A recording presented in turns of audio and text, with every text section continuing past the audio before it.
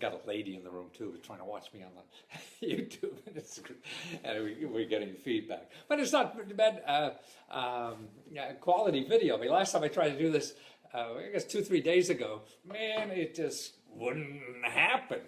So now it looks like it's happening. I really want to talk about jobs and Trump jobs, because that's what he's talking about all the time, right? How many jobs he's going to create. I mean, it's important, and thank God at least somebody's trying. But I want to get more into the detail of that. So what I'm going to do is show you real jobs that he creates. Okay, jobs that maybe he created, maybe he didn't.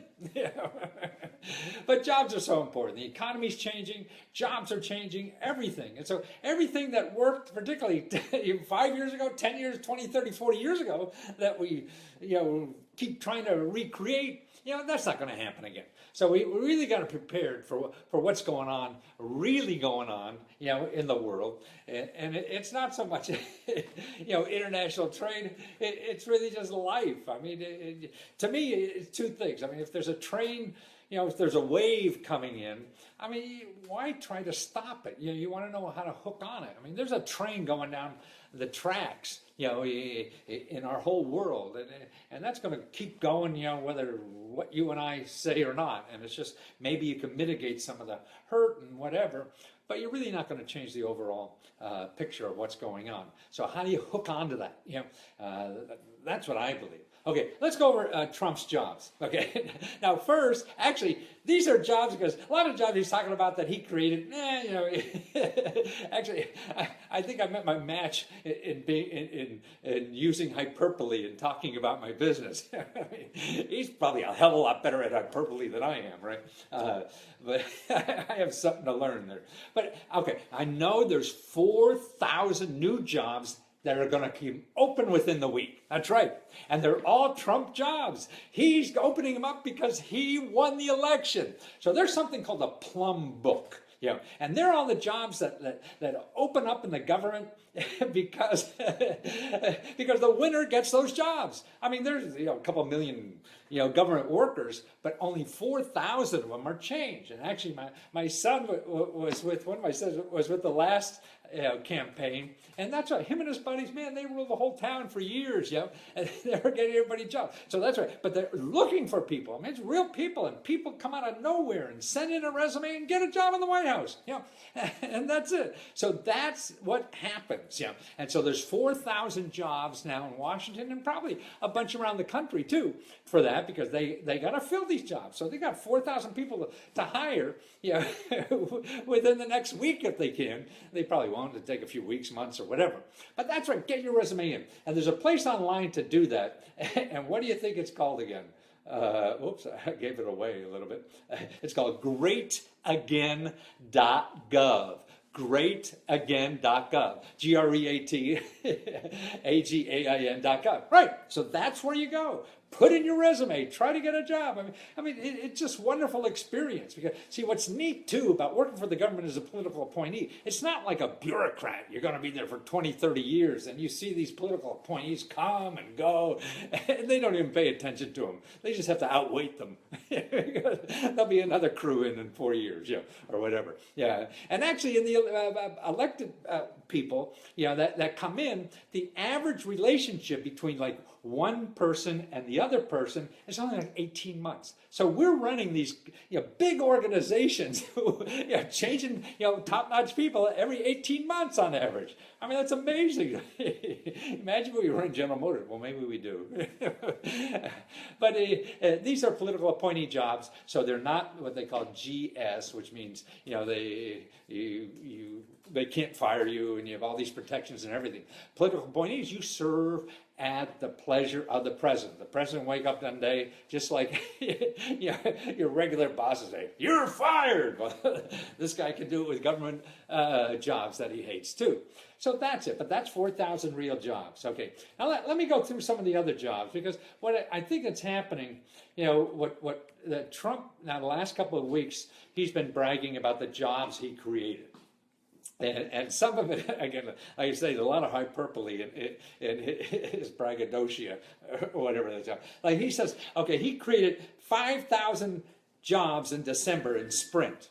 You know, he said he met with these people and things like that, and saved 5,000 jobs or created 5,000 jobs. Now, if you read, you know, and I'll give you a link, you know, when I do a video on this, you know, or for prosperity, you know, so you can see later. But it shows that the people who run Sprint, they invested, you know, they were going to make the investment $100 million back in October.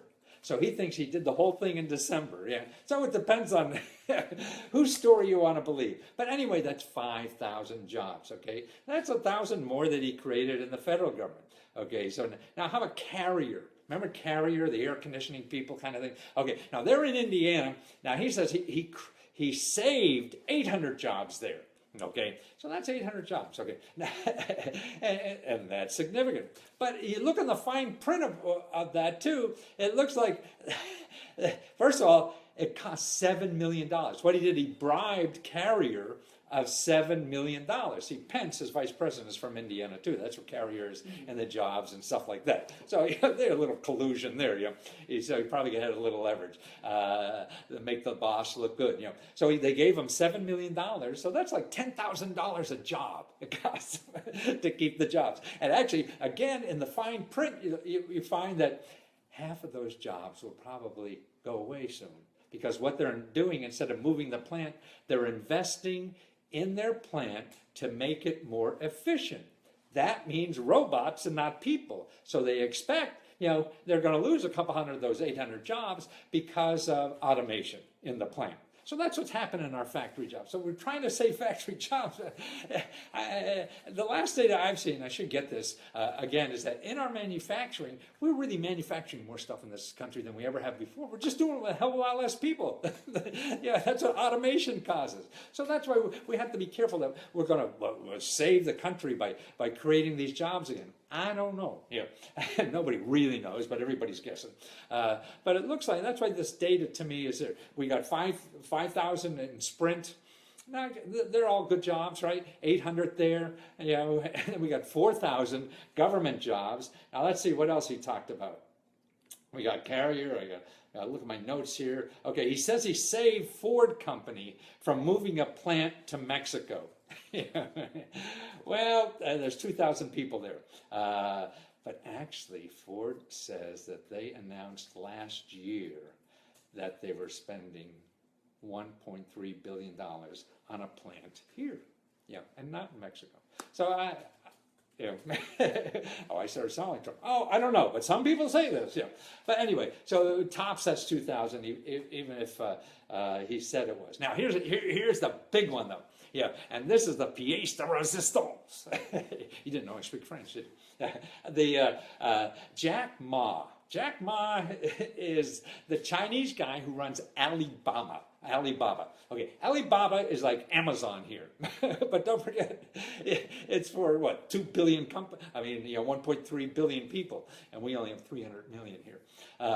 So it's 1.3 billion people, and I even get stuff from Alibaba, stuff like that. But okay, Alibaba met with Trump last week, a couple weeks ago, and said he's going to create 1 million jobs in America. So the Google or the Amazon of China is going to create 1 million jobs here. Okay, now, so it's like Amazon. Okay, so now if you look at Amazon, and things like that, they're not jobs. They're not big jobs. They're jobs for entrepreneurs. So in other words, what Alibaba wants to do is sell goods on his website.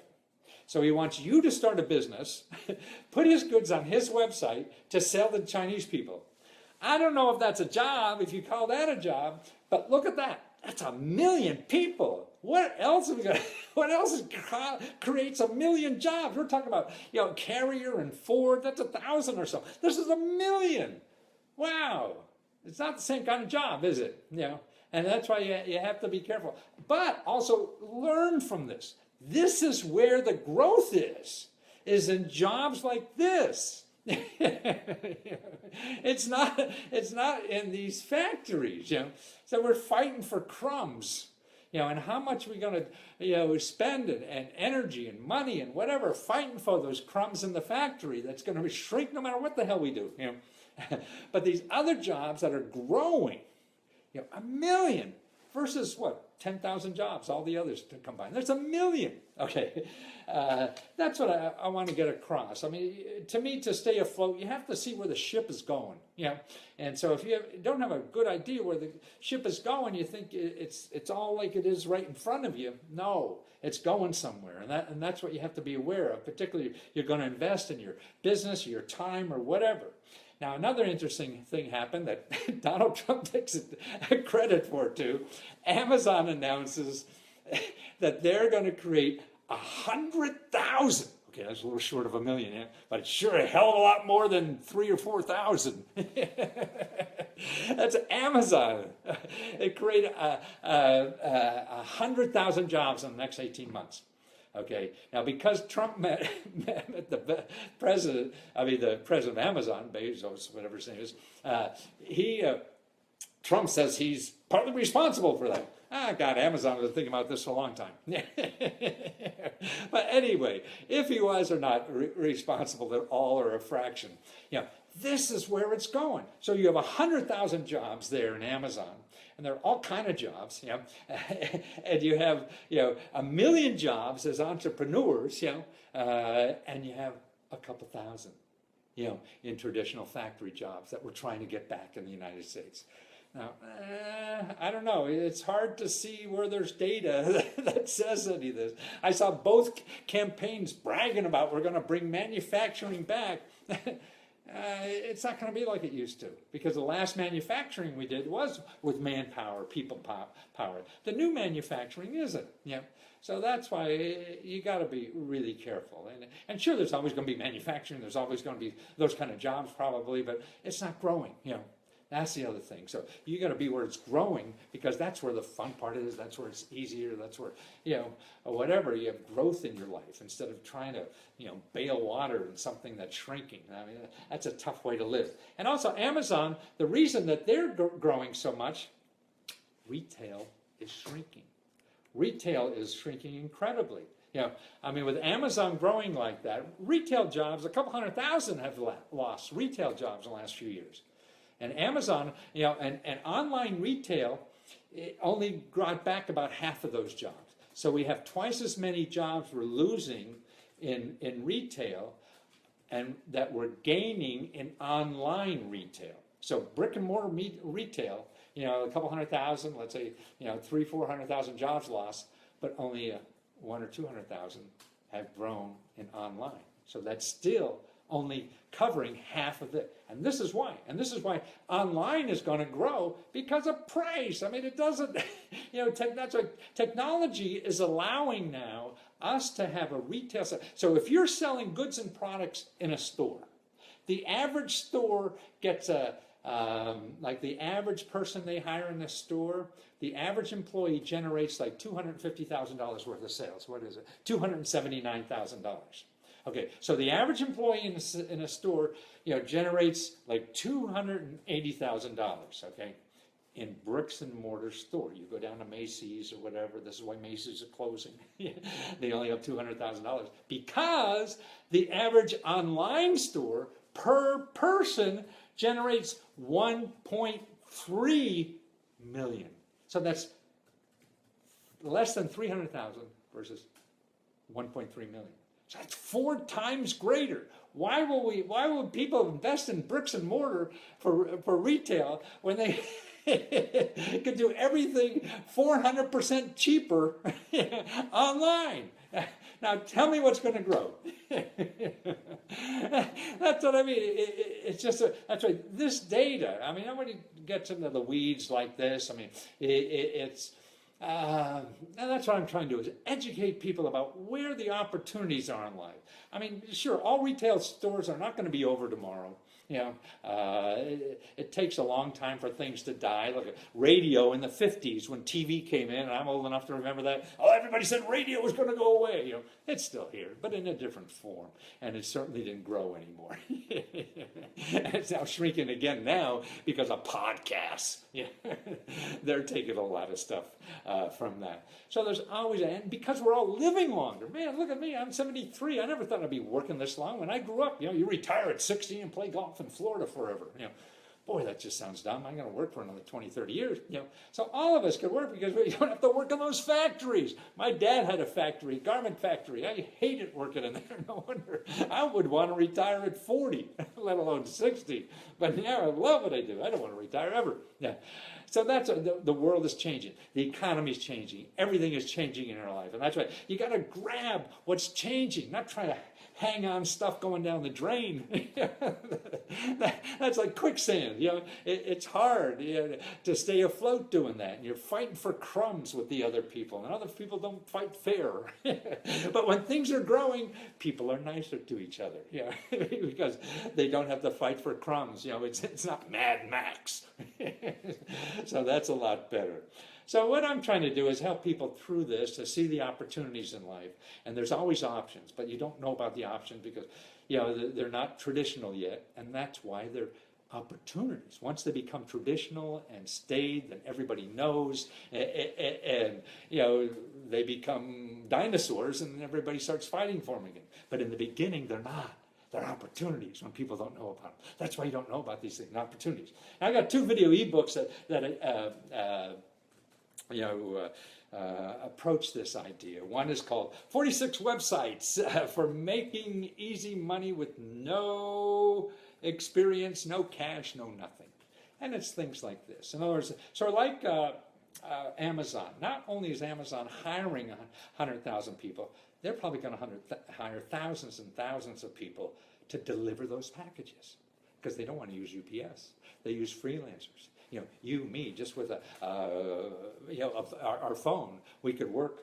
And these jobs are so easy. They're flexible. You're your own boss. You work when you want to and everything. They're not secure, but look at, what is secure? Carrier? No, carrier. Half of those jobs they say are going to be gone soon. So nothing secure. So how do you keep body and soul together? And to me, what's interesting about these other kind of jobs is that they're more fun because, man, you don't feel like working today. You don't have to. Or you want to take a long lunch. You don't have to explain yourself. It's just a more humane way to live. And that's what's neat about it. And really, it's a way for extra money, too. Like right now, you go on Amazon's website about delivering. They're hiring these people all over. You take your own car, you work when you want, whatever, and they pay you by the end of the week all the time. Okay. Now, another one here, because for like Alibaba, you have something to sell, or you find something to sell. You can go to Alibaba, get something to sell, and put it on a website to sell. And I have stuff. Get your own store in the biggest malls in the world for 20 cents.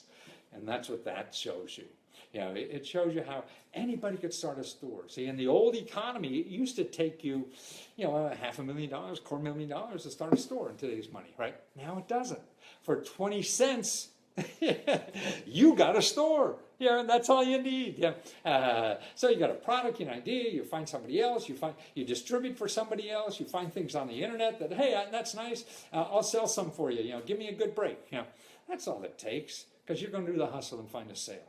And all that is free because there's free ways to advertise on the internet. And that's what's in the ebook. Or even there's free money for Google to advertise on Google. And that's in there too. And you can get free help or anything for less than $5 to get all the technical help you need to set up a store or do anything. That's why it's all so easy. Talking about learning on the internet, there's a book coming out I just read about. I want to know more about. This lady couldn't afford a house. She went on YouTube and looked at videos on how to build a house. In 18 months, she figured out all this stuff. Her and her son and another kid and her family built this whole house for $130,000 that probably would have cost $400,000. And they learned watching YouTube videos. See, you can learn anything now. That's what the internet, everybody thinks you have to hire a consultant or you have to, get a PhD in building houses or whatever. No, you don't. Even when I became a New York Times bestseller, I flunked English in college. Man, I had no idea that a schmuck like me could become a New York Times bestseller. See, that's what America is all about to me. Is doing all that kind of stuff. It's not being secure, it's being resilient. How do you become resilient? And that's why I think the tools are out there now. to become more resilient. You're trying to live in the old style, that's one thing. But I think in the new style is going to make us all more resilient. And that way we become more comfortable with ourselves, we're able to love other people harder, and people are able to love you better because you're happy. Isn't that great?